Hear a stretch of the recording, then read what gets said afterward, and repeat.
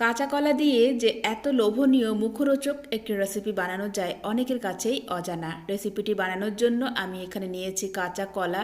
কলার খোসা ছাড়িয়ে এভাবে পাতলা পাতলা স্লাইস করে কেটে নিয়েছি। এবার 2 টেবিল চামচ পরিমাণ বেসন দিয়ে দিলাম, সামান্য গোলমরিচের গুঁড়ো, হলুদের গুঁড়ো, লঙ্কার গুঁড়ো, স্বাদ মতো লবণ দিয়ে এখন একটা ব্যাটার বানিয়ে নিলাম। ব্যাটারটা বানিয়ে এবার একটা ডিম ভেঙে দিলাম। ডিমটাকে ভালো করে ফেটিয়ে নিতে হবে। এভাবে ভালো করে ফেটিয়ে নেওয়ার পর এখন আগে থেকে যে কলা স্লাইস করে রেখেছিলাম সেই স্লাইস করা কলা দিয়ে দিলাম ব্যাটারে। ভালো করে এপিটোপিট করে এভাবে লাগিয়ে নিলাম। একটু ধনিয়া পাতা কুচি দিয়ে দিলাম। কড়াইয়ে তেল গরম করে নিলাম। এবার একে একে দিয়ে দেব কলা স্লাইস। আর অবশ্যই কিন্তু লো টু মিডিয়ামে রেখে ভাজতে হবে। সরিষার তেল দিয়ে ভাজবেন, তাহলে অনেক বেশি টেস্টি হবে।